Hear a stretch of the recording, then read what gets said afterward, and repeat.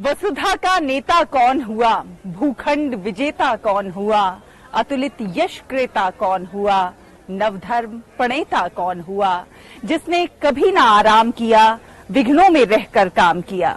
जी हाँ, रामधारी सिंह दिनकर जी की ये जो पंक्तियां हैं, ये अपने आप में बहुत कुछ समेटे हुए हैं। ये बताती हैं कि मंजिल उन्हीं को मिलती है जो रुकते नहीं हैं, थकते नहीं हैं, नित कर्म करते रहते हैं और अच्छे कर्म करते रहते हैं। और हम अपने इस खास कार्यक्रम में देश भर से ऐसी कहानियों को लेकर आते हैं जो आम लोगों की होती हैं और ऐसे आम लोग जो बहुत कुछ खास काम कर रहे होते हैं। नमस्कार, मैं हूं शहला निगार और आप देख रहे हैं हमारा ये विशेष कार्यक्रम गुड न्यूज जज्बा इंडिया का। जब हम बात करते हैं आम लोगों के खास कामों की तो बात पद्मश्री सम्मान की भी की जाएगी, क्योंकि पद्मश्री सम्मान ऐसे लोगों को दिए जाते हैं जो सचमुच बहुत कुछ खास कर रहे हैं और समाज के लिए प्रेरणा के स्रोत बन गए हैं। तो आज हम बात करेंगे छत्तीसगढ़ के दुर्ग की रहने वाली गायिका उषा बाले की, जिनका जीवन अभावों में बीता। बचपन में गाना गाने के चलते उनके पिता ने उन्हें उठाकर कुएं में फेंक दिया था, लेकिन बावजूद उसके उन्होंने गायन को नहीं छोड़ा और उसे अपना पेशा, अपना शौक बनाया। और देखिए, आज इसी के चलते उन्हें पद्मश्री सम्मान मिल रहा है।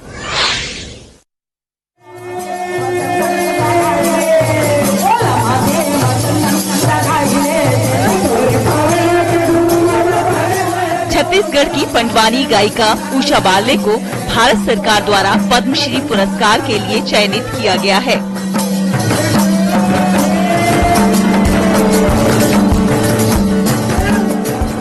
उषा बाले बताती हैं कि वो पहले पंथी गाना गाती थीं, लेकिन बाद में उनकी रुचि पंडवानी की तरफ हो गई।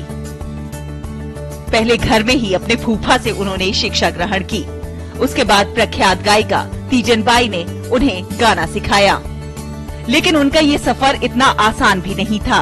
दरअसल उनके पिता को उनका गाना गाना बिल्कुल पसंद नहीं था। इस कारण उन्हें अपने पिता के गुस्से का सामना अक्सर करना पड़ता था, लेकिन उन्होंने हौसला नहीं छोड़ा और अपने गायन को जारी रखा।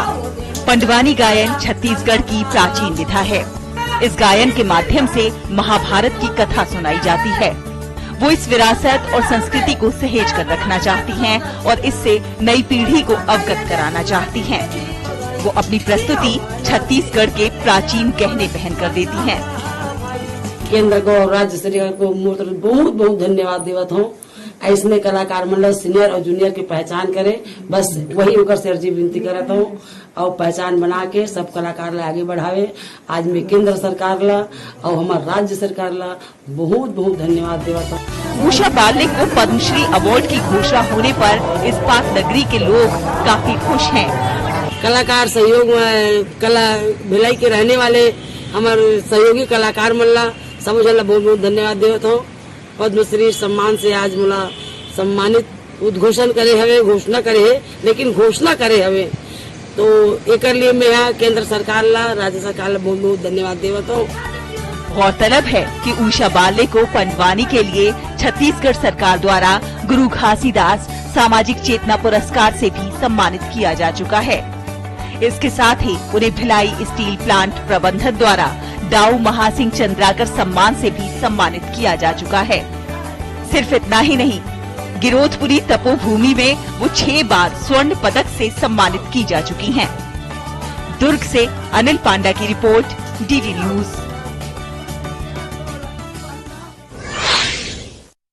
तो है ना उषा बाले की कहानी प्रेरणादायक। एक और जहां वो गायन को नए आयामों तक लेकर जा रही हैं, वहीं दूसरी ओर कला, संस्कृति और विरासत का संरक्षण भी कर रही हैं। और चलिए अब आपको लेकर चलेंगे बाराबंकी और दिखाएंगे वहां से एक नवाचार। अक्सर आपने देखा होगा कि थ्रेशर से जब गेहूं निकाले जाते हैं तो बहुत धूल के गुबार उठते हैं और अक्सर ये धूल नाक के जरिए, सांस के जरिए हमारे फेफड़ों तक पहुंचती है और फेफड़ों को नुकसान पहुंचाती है। इसका उपाय क्या हो? जी हाँ, इसका एक उपाय ढूंढा है सरकारी स्कूल की एक छोटी सी छात्रा ने, जिसने थ्रेशर का एक ऐसा मॉडल बनाकर तैयार किया है जिससे गेहूं तो निकलेंगे लेकिन धूल नहीं उड़ेगी। देखिए बाराबंकी से ये खास रिपोर्ट।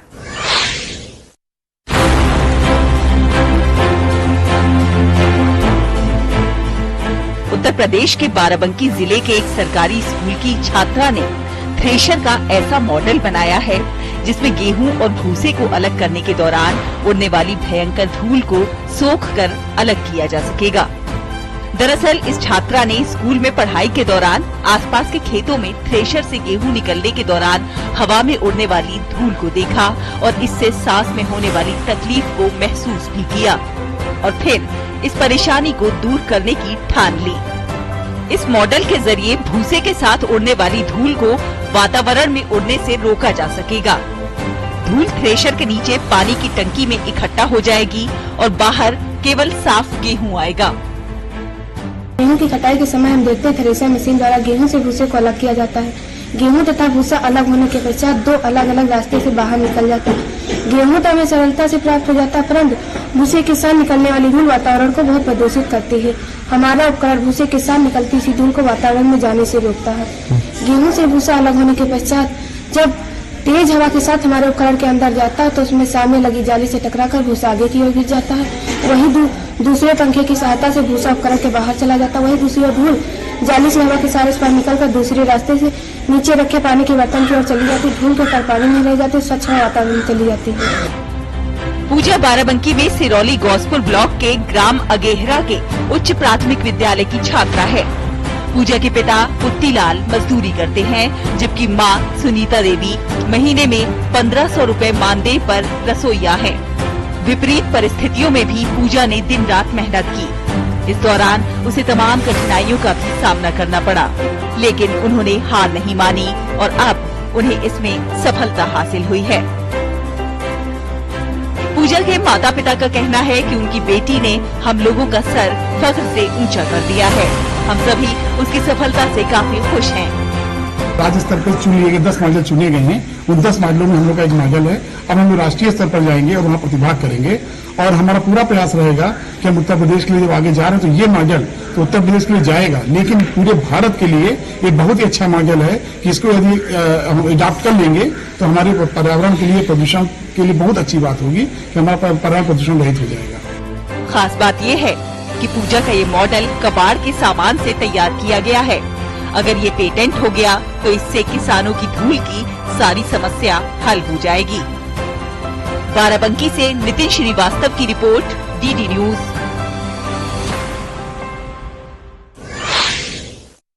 तो है ना खबर आपके काम की।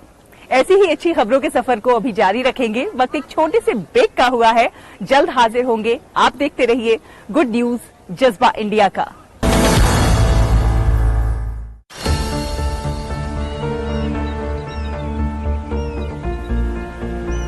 जो बनकर मेरा हमसफर आएगा सिर्फ उसी को फर्क नजर आएगा। शुरू करो, डालो बुनियाद, घर महल नजर आएगा। वंडर लाइए, वंडर नहीं, फर्क नजर आएगा। वंडर सीमेंट, फर्क नजर आएगा। दीदी नौकरी लग गई। अरे वाह, बधाई हो। तो अब तो ढेर सारी शॉपिंग। हाँ दी, नया मोबाइल। अरे रुको शहजादे, सैलरी से पहले खर्चे। इंस्टेंट लोन भी तो मिलता है। पहले बजट बनाना सीखो, फिर खर्च करो। पर दी, देखो, कमाई का एक हिस्सा हमेशा बचाना चाहिए, लेकिन पार्टी देने से नहीं बचोगे तुम। हाँ दी, पार्टी मेरी, बजट तुम्हारा। अच्छा, आरबीआई कहता है सही वित्तीय बर्ताव करे आपका बचाव।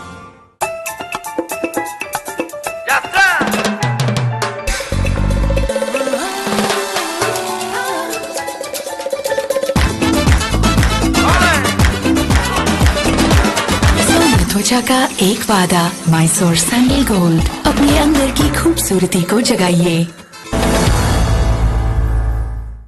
ब्रेक के बाद एक बार फिर आप सभी का बहुत बहुत स्वागत है। आप देख रहे हैं गुड न्यूज जज्बा इंडिया का। यह है हथकरघा और मैं यहाँ पर एक चादर बुनने की कोशिश कर रही हूँ। हम सब जानते हैं कि हमारे देश का हथकरघा उद्योग बहुत विशाल है, बहुत विस्तृत है। हथकरघे से बनाए हुए जो वस्त्र होते हैं, परिधान होते हैं, वो अपने आप में बहुत खास होते हैं क्योंकि ये बहुत सारी खूबियों को अपने आप में समेटे हुए होते हैं और इसीलिए बाजार में इनकी बहुत ज्यादा डिमांड भी होती है। भारत का हथकरघा उद्योग तो वैसे भी विश्व प्रसिद्ध है। ये अपने आप में एक विरासत, एक परंपरा को समेटे हुए है। आज हम आपको लेकर चलेंगे गया जिले के एक छोटे से गांव में। जब आप इस गांव में एंट्री करते हैं तो आपको बुनाई की बहुत तेज तेज आवाजें सुनाई देती हैं, लेकिन इस गांव को IITians की फैक्ट्री भी कहा जाता है। आखिर क्या खास है इस गांव में, देखेंगे इस खास रिपोर्ट में।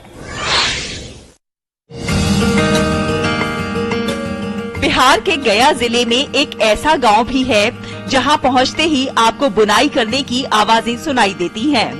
लेकिन ये गांव IITian की फैक्ट्री के नाम से मशहूर है। इस गांव का नाम पटवा टोली है। यहाँ से हर साल दर्जन भर से अधिक छात्रों का सिलेक्शन IIT की परीक्षा में होता है। खास बात ये भी है कि यहाँ रहने वाले छात्रों को तैयारी निःशुल्क कराई जाती है। यहाँ के स्टूडेंट्स को तैयार करने का काम वृक्ष नाम की संस्था कर रही है।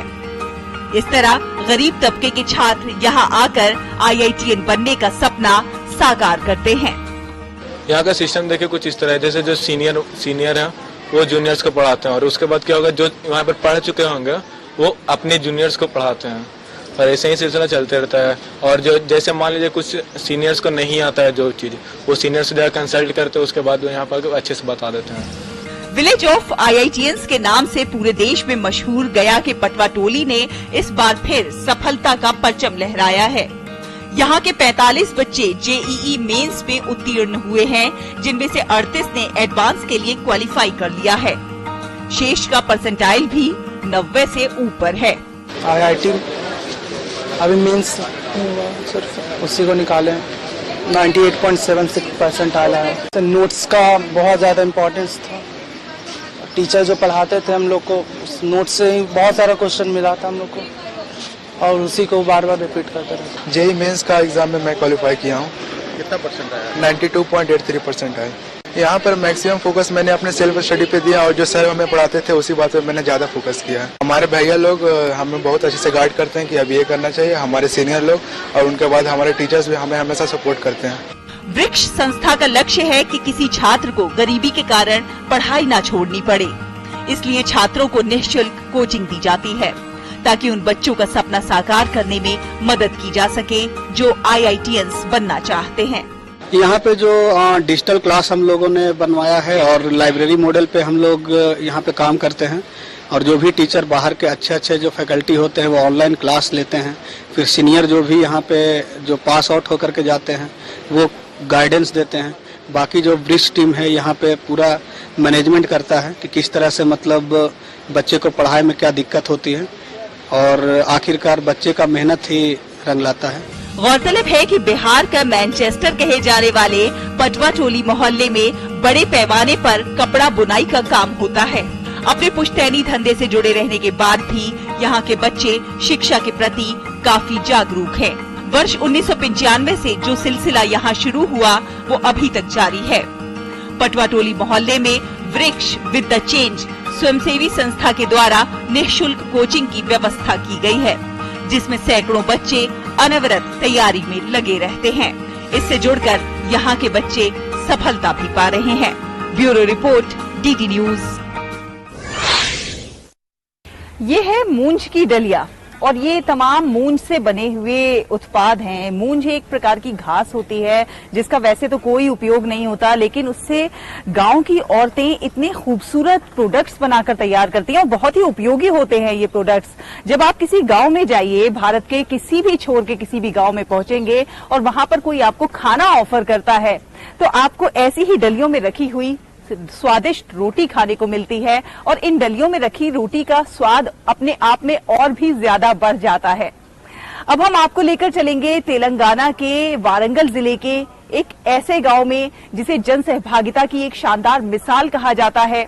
ये गांव है गंगा देवी पल्ली गांव, जो कि जन सहभागिता से और यहाँ के लोगों की कुशलता और कौशल से और भी ज्यादा खास और खूबसूरत बन गया है। देखिए ये खास रिपोर्ट।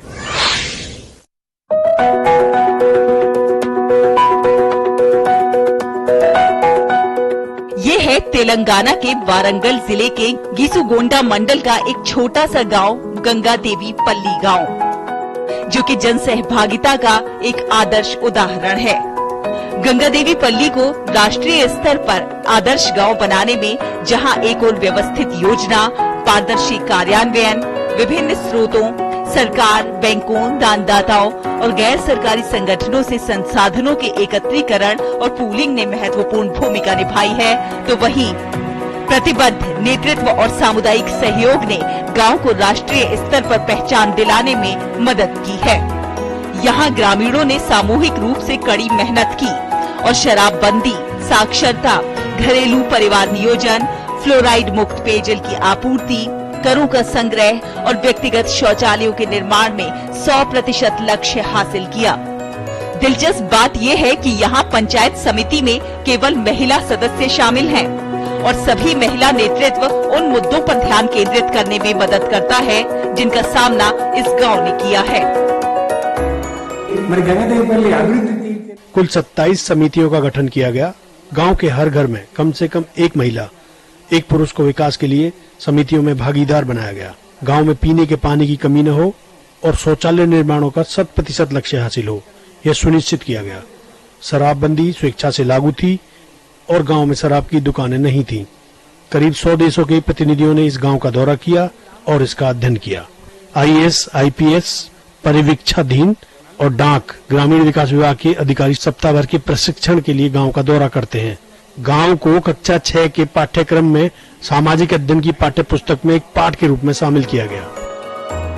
कई महिलाओं का कहना है कि 2 दशक से भी अधिक समय पहले गांव की महिलाएं ही यहाँ विकास कार्यों को अंजाम देने में सबसे आगे थी। हर गांव वाले को विकास में भागीदार बनाया गया। हम जहां भी जाते हैं हमें विशेष पहचान मिलती है। गांव ने अब तक 25 से अधिक पुरस्कार जीते हैं। कह सकते हैं कि जन सहभागिता का अनूठा उदाहरण है गंगा देवी पल्ली गांव, जो देश के अन्य गांवों के लिए एक रोल मॉडल साबित हो सकता है। Bureau report, DD news. तो जन सहभागिता की ये शानदार मिसाल आपको देखने को मिली। जन सहभागिता की बहुत सारी खूबसूरत मिसालें हमारे देश में आपको देखने को मिल जाएंगी। ऐसी ही अच्छी खबरों के सफर को अभी हम जारी रखेंगे। वक्त एक छोटे से ब्रेक का हुआ है, जल्द हाजिर होंगे। आप देखते रहिए गुड न्यूज जज्बा इंडिया का।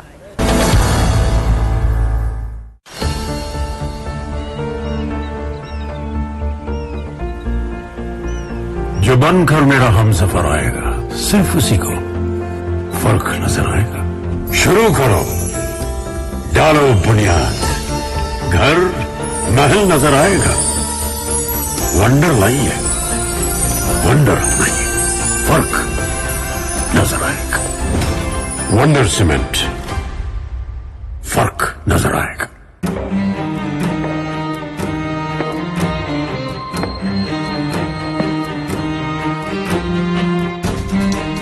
कब तक आप ऐसे फ्यूचर का टेंशन लेकर चलते रहेंगे?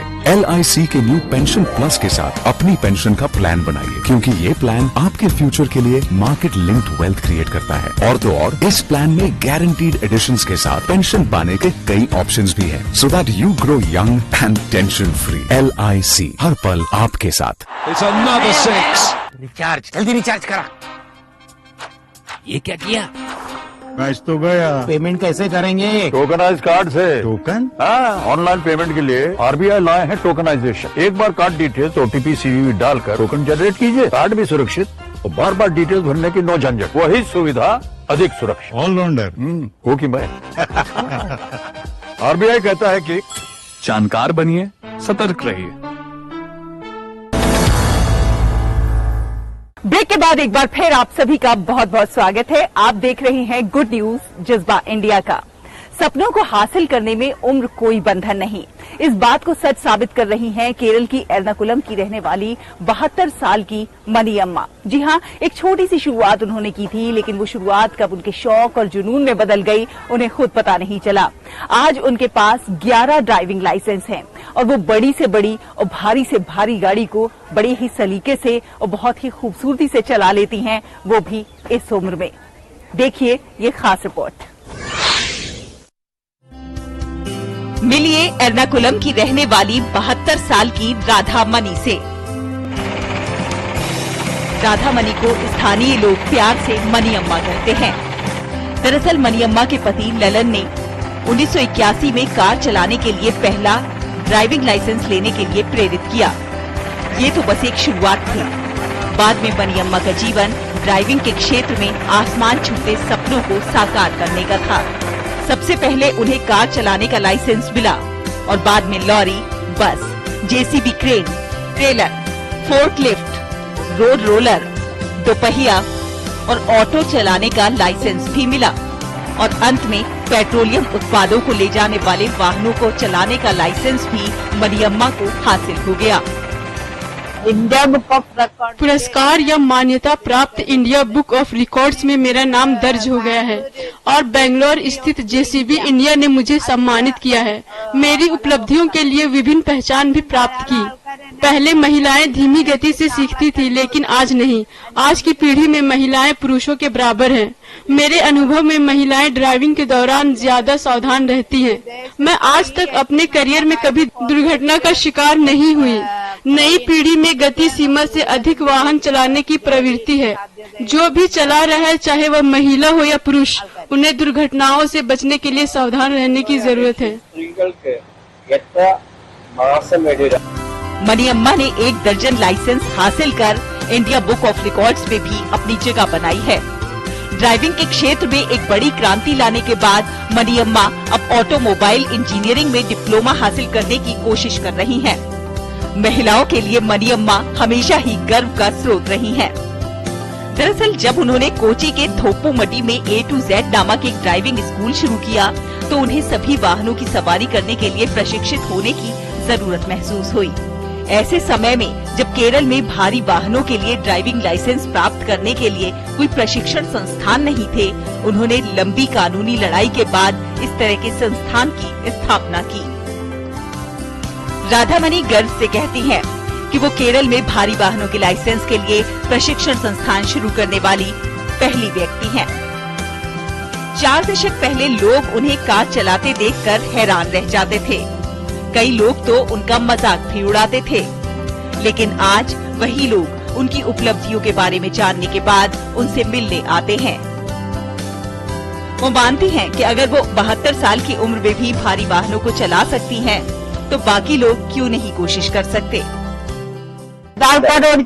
मैंने 31 साल की उम्र में 4 व्हीलर लाइसेंस लिया, फिर 3 साल बाद हैवी व्हीकल ड्राइविंग लाइसेंस लिया। बाद में जब मुझे दिन प्रतिदिन की गतिविधियों के लिए 2 पहिया वाहन की आवश्यकता महसूस हुई तो मैंने इसे सीखा। उसके बाद जब हमने फोर्क लिफ्ट, क्रेन आदि उपकरणों के लिए संस्थान शुरू किया तो मैंने लाइसेंस ले लिया। ड्राइविंग के क्षेत्र में महिलाओं के लिए रोजगार के कई अवसर हैं। ये एक स्वागत योग्य कदम है कि कई महिलाएं ड्राइविंग को अपना जुनून बना रही हैं और बड़ी संख्या में महिलाएं ड्राइविंग लाइसेंस प्राप्त कर रही हैं। Bureau report, DD news. तो मनी अम्मा के हौसले और जज्बे को सलाम। और चलिए अब आपको लेकर चलते हैं श्रीनगर। हम जानते हैं कि श्रीनगर की डल झील अपनी खूबसूरती के लिए दुनिया भर में मशहूर है। हर साल यहाँ पर प्रवासी पक्षी आते हैं, बड़ी संख्या में आते हैं। अब इन प्रवासी पक्षियों के लिए वहाँ के एक युवा ने एक नया कारनामा किया है। जी हाँ, मोहम्मद यासीन नाम के एक युवा ने इनके लिए बर्ड फॉरेस्ट तैयार किया है। कैसा है ये बर्ड फॉरेस्ट, आपको दिखाएंगे इस खास रिपोर्ट में।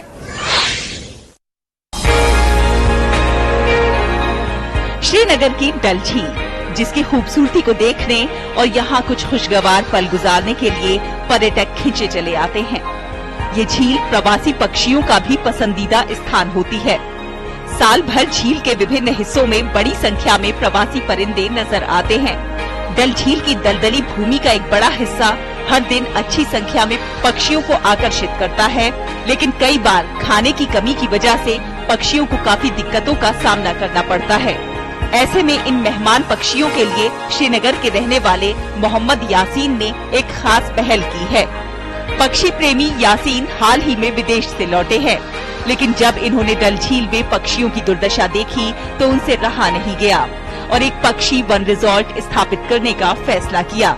ताकि पक्षियों को उचित भोजन मिल सके। यासीन खुद भी डल झील में अपने हाउस बोट में रहते हैं। यासीन इन पक्षियों को दिन में 2 से 3 बार अच्छा खाना खिलाते हैं।